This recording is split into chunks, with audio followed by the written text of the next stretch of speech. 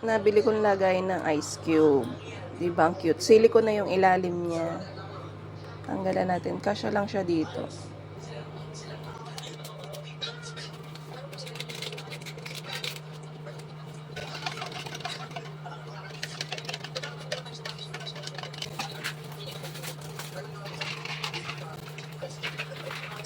Good morning mga kamartes. 11:30 na pero ngayon parang mag-aalmusal. Effective naman sa akin itong chef ko. Hanggang ngayon hindi pa ako gutom. Pero kailangan kong kumain. Masarap na ito. Pero kailangan talaga ito iniinom mo lang naman ng tiyan. Pero gusto ko siya sinasabi sa pagkain. Ang almusal natin ngayon ay 2 saging tapos 2 tasty. Magkapatong na yan. Tapos peanut butter. Nasa 391 calories to mga kamartes. So siguro ang kain ko nito mamayang hapon na. Tanghalian. So, akala nyo peanut butter, healthy kasi manila naman niya. Mataas din ang calories ng mga palaman. Ang gulo, 2 teaspoon na yung lagay ko dito.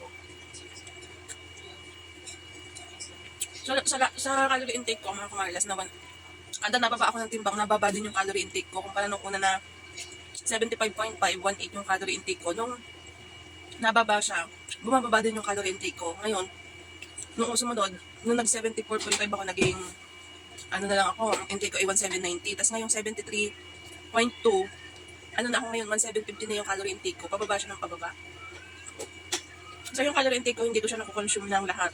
Nagtitira ako ng 100 plus, o kaya 200 plus. Kasi nga, minsan hindi naman talaga totally, perfect yung pagkakakompute mo sa calorie.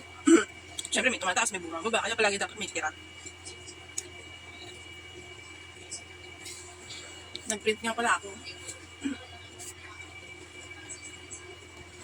Nag-print ako nitong clicker na kailangan sa school. Yun ang kagandahan kasi pag may sinesend sa school na kailangan ipaprint, hindi ko na kailangan lumabas para magpaprint. Ito ay ano lang naman, health record ng mga bata. Pipilapan lang naman ito, tapos dadalhin sa school.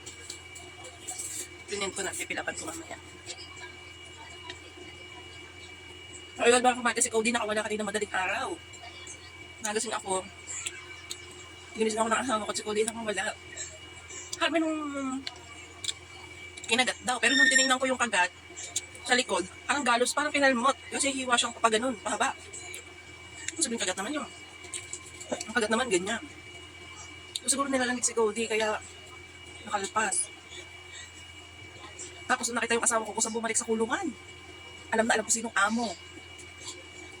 Siguro yung sa takot ng lalaki na dambahan siguro. Pero ayun, nagpaturok pa din niya. Kahit may kalmot, gas-gas. Sa may sugat kailangan kasi nakatawag niya ng rabies. Dami ko nakikita sa Facebook na kinagat ng rabies. Ano yung iba hindi tinatapos ang turok. Yung isa nakita ko hindi tinatapos ang turok, isang turok lang kaya ayun.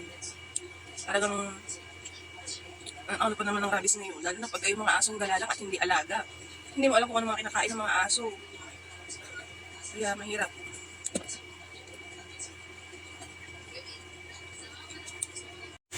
Ayan, saging naman tayo. Tinanggal ko yung balat ng saging bago ko timbangin. Kasi iba ang timbang niyan kapag kami balat. Kaya, tanggalin niyo muna ng balat pagka titimbangin niyo. Lahat ng prutas na may balat, tanggalin niyo ng balat kasi magkaiba ng timbang niyo.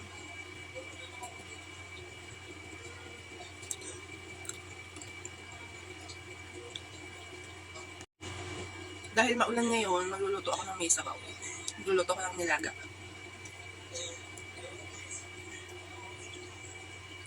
May baba pa din ako. May baba pa.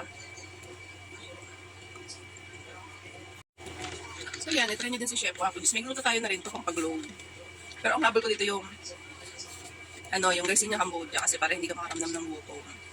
Kasi pag nagka-calorie deficit kayo, kalaban nyo talaga yung gutom. Na paubos na yung calorie intake mo, gutom ka pa din. Kaya kailangan nyo talaga ng mga ganitong appetite suppressant. Lalo na yung hindi nyo mapigilan yung cravings nyo sa matatamis. Naku, ito kailangan nyo. Tingnan nyo, uminom ako kagabi. Alas 11 na, hindi pa ako gutom. Hindi nagkukuluan yung tiyan ko. Kasi ang hirap, ang sama sa paramdam pagka yung gusto mong kumain pero hindi ka makakain tapos kulong-kulo yung tiyan mo. Hindi ka makakatulog.